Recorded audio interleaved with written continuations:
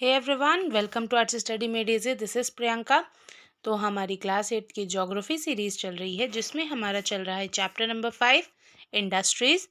तो आज हमारे इस चैप्टर का 10th लेक्चर है जिसमें हम डिस्कस करेंगे कॉटन टेक्सटाइल इंडस्ट्री के बारे में। इससे पहले वाले लेक्चर्स में हमने आपको बता चुका है कि भाई हमारी जो बेसिक इंडस्ट्री है वो कौन कौन सी हैं जिनको हम स्टडी करेंगे इस चैप्टर में। वो हैं iron and steel industry, cotton textile industry and IT sector. ये तीन मतलब मेन इंडस्ट्रीज मानी जाती हैं इंडस्ट्रियल सेक्टर में। ठीक, तो आज हम कॉटन टेक्सटाइल इंडस्ट्री के बारे में पढ़ेंगे कि भाई कैसे इसका मतलब डेवलपमेंट हुआ टाइम के साथ साथ, कैसे इसकी ग्रोथ हुई, कैसे इसका प्लांट लगाया गया, कैसे मतलब इसकी स्थापना हुई अगर हम आपको बताएं तो, और कैसे इसका मतलब ग्रोथ डेवलपमेंट हुआ, इन सब के बारे में हम देखेंगे। और इंडिया में कैसे इसका डिस्ट्रीब्यूशन है उसके बारे में पढ़ेंगे। तो चलिए शुरू करते हैं। अगर आप हमारे पिछले लेक्चर्स नहीं देखे हैं तो चैनल की प्लेलिस्ट सेक्शन में जाके आप देख सकते हैं। और हमारा क्लास 6 का हो गया, 7th का हो गया, इसके सारे के जो एसएसटी में सब्जेक्ट्स होते हैं सबके सिलेबस कंप्लीट हो चुके हैं। तो अगर आप चाहें तो उसे भी देख सकते हैं या किसी को सजेस्ट कर सकते हैं। तो चलिए शुरू करते हैं। तो जैसा कि मैंने आपको बताया कि हम पढ़ेंगे कॉटन टेक्सटाइल इंडस्ट्री के बारे में। ठीक है, तो जो वीविंग क्लॉथ है यानी कि जो क्लॉथ का बनाना है, बुनाई है यार्न से, ये बहुत पुरानी कला है। ठीक, बहुत पुरानी, क्योंकि भाई कपड़े तो देखिए लोग बहुत सालों से पहन रहे हैं, ऐसा तो है नहीं कि आज ही पहन रहे हैं, हमेशा से पहन रहे हैं। वो बात अलग है कि भाई वैरायटी में डिफरेंस आ सकता है, प्रिंट में अलग आ सकता है, बट क्लॉथ्स तो हमेशा से थे। ठीक है, तो जो क्लॉथ बनाने की टेक्निक है, जो हमारा मतलब प्रक्रिया है, वो बहुत सालों से, ये एक बहुत पुरानी कला है। ठीक है, cotton, wool, silk, jute, flax have been use for making cloth. ये जो मटेरियल है, रॉ मटेरियल है, फाइबर्स हैं जिनको हम यूज़ करते हैं क्लॉथ को बनाने में, वीव करने में। कौन कौन से हैं वो है कॉटन, वूल, सिल्क, जूट और फ्लैक्स। ठीक है, the textile industry can be divided on the basis of raw material used in them. अब इसमें कह रहे हैं कि भाई जो भी टेक्सटाइल इंडस्ट्री उसको हम सॉरी, कोई भी इंडस्ट्री जो है उसको हम रॉ मटेरियल के बेसिस में इजीली डिवाइड कर सकते हैं। वही सेम चीज़ यहाँ पे भी है कि भाई जो टेक्सटाइल इंडस्ट्री उसको हम रॉ मटेरियल के बेस में डिवाइड कर सकते हैं। अब ये कैसे हो सकता है, तो देखिए ऐसे फाइबर्स या रॉ मटेरियल जो उसमें यूज़ होते हैं उसके बेसिस में हम डिवाइड कर रहे हैं। कैसे, तो देखिए जो भी नेचुरल हैं, देखिए हमारे जो भी फाइबर्स रहते हैं वो दो तरह के होते हैं, एक नेचुरल एक मैन मेड।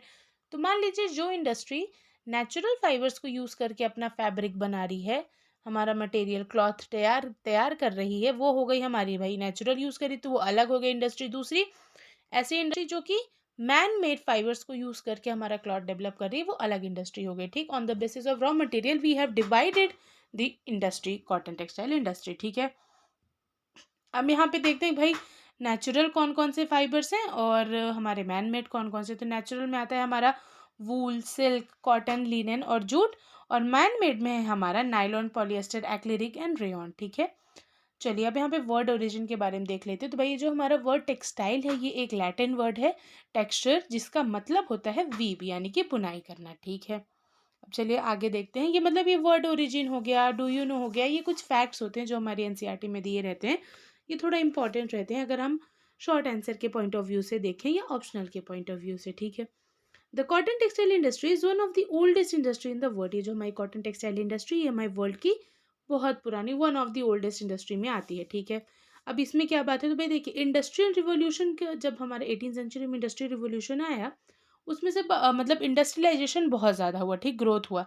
तो इसमें कह रहे हैं कि भाई इंडस्ट्रियल रिवोल्यूशन के पहले हमारे क्लॉथ बनते तो कैसे बनते थे, तो उसमें हम जो चरखा नहीं होता है, स्पिनिंग व्हील, मतलब जो गांधी जी यूज़ करते थे चरखा, उसके मदद से हम क्लॉथ को बनाते थे। ठीक है, अब जैसे इंडस्ट्रियल रिवॉल्यूशन है तो उसमें से बड़ी बड़ी मशीनरी के स्पिनिंग व्हील बन गए, जो सबसे पहले ब्रिटेन में, फिर उसके बाद पूरे दुनिया में फैल गए, जिसकी वजह से कॉटन को वीव करना आसान हो गया हमारे लिए। भाई मशीन आ गई तो हम इजीली उसको वीव करें, अदरवाइज हम चरखम चलाते तो उसमें ज़्यादा लेबर पड़ता था। ठीक है, और उसकी प्राइस भी ज़्यादा होती थी। Today India, China, Japan and the USA are most important producers of cotton textiles. ठीक है, तो आज की डेट में इंडिया, चाइना, जापान, यूएसए, ये क्या है, ये इंपॉर्टेंट प्रोड्यूसर्स है किसके, जो इम्पोर्ट करते हैं कॉटन टेक्सटाइल को। ठीक है, अब यहाँ पे कह रहे हैं कि भाई इंडिया का मतलब एक ट्रेडिशन रहा है कि हमारा जो भी कॉटन है वो हमेशा से पूरे वर्ल्ड में बहुत ज़्यादा फेमस था। ठीक, नहीं कहते इंडिया के कॉटन के कारण ही ब्रिटेन के लोग यहाँ आए थे, ब्रिटिशर्स हमारे इंडिया में एंटर किए थे, वो भी एक मतलब रीज़न था उनके यहाँ आने का, क्योंकि हमारा जो कॉटन था वो बहुत ही ज़्यादा सॉफ्ट होता था। हमारे जहाँ क्लॉथ थी उसकी क्वालिटी बहुत अच्छी थी, जिसकी वजह से वो मतलब हमेशा ही वर्ल्ड मार्केट में नंबर 1 पे रहा है, ठीक है। अब यहाँ पे देखिए उसी चीज़ को यहाँ पे बता रहा है कि भाई before the British rule India hand spun and hand woven cloth already had a wide market. British rule के पहले से ही हमारा जो क्लॉथ है, हमारा जो कॉटन है, उसकी वर्ल्ड मार्केट में हमेशा ही हाई वैल्यू रही है, ठीक है। अब यहाँ पे बता रहे भाई the muslin of Dhaka, chintz of Masulipatnam, calicos of Calicut and gold rod cotton of Burhanpur, Surat and Vadodara were known worldwide for their quality and design. तो यहाँ पे मतलब हमारे जो मसलिन हो गया, चिन्स हो गया, कैलिकस हो गया और हमारा गोल्ड ब्रॉड कॉटन हो गया, इन सब के बारे में बता रहे हैं कि भाई इनकी जो क्वालिटी और डिज़ाइन है ये हमेशा से ही पसंद की जा रही है, ठीक है। एक पर देखिए जो भी हमारा मतलब इंडिया में प्रोड्यूस किया जाने वाला कॉटन था, हैंड वूवन था, जो हाथ से बनाया जाने वाला था। अब देखिए उसमें लेबर ज़्यादा लगता था, जिसकी वजह से उसकी कॉस्ट ज़्यादा रहती थी, तो वो ईजिली अफोर्डेबल नहीं था। हालांकि वो बहुत ज़्यादा फेमस ज़रूर था, बट फिर भी वो जो हमारे मशीन से बनते थे कॉटन टेक्सटाइल या मशीन से बनते थे जो फैब्रिक्स, उसके मुकाबले उसकी मतलब इतनी ज़्यादा डिमांड नहीं थी। क्यों? क्योंकि वो सबसे पहली बात तो वो चीप नहीं था, ठीक है, मतलब महंगा था, तो लोग ईजिली उसको खरीदते नहीं थे। वही चीज़ यहाँ पे लिखा है कि भाई hence traditional cotton textile industry could not face the competition from the new textile mills of the west which produced cheap and good quality fabrics through mechanised industrial units. तो इसमें भाई हालांकि हमारा जो ट्रेडिशनल कॉटन टेक्सटाइल है वो बहुत ज़्यादा फेमस ज़रूर था, बट वो कभी भी जो हमारा मशीन से बनने वाला टेक्सटाइल था जो कि चीप था, सस्ता था और अफोर्डेबल था, गुड क्वालिटी रहती, तो उससे कंपेयर नहीं कर पाया, ठीक है भाई। अब हाईली है, जब हाथ से लोग बनाएंगे तो ऑब्वियस सी बात है लेबर उसमें ज़्यादा लगेगा, टाइम कंज्यूमिंग है, बहुत ज़्यादा टाइम कंज्यूमिंग, जिसकी वजह से उसकी प्राइस हाई हो जाती थी। अब यहाँ पे बता रहे हैं कि भाई हमारे मुंबई में सबसे पहली सक्सेसफुल मैकेनाइज्ड टेक्सटाइल मिल को स्टैब्लिश किया गया था। कब स्टैब्लिश किया गया था? 18th सेंचुरी में। कब? 1854 में। अब क्यों मुंबई में क्यों किया गया? तो देखिए वहाँ का सबसे पहली बात तो वहाँ की लोकेशन अच्छी थी, पोर्ट था, तो ईजिली वहाँ से हम इम्पोर्ट एक्सपोर्ट कर सकते थे।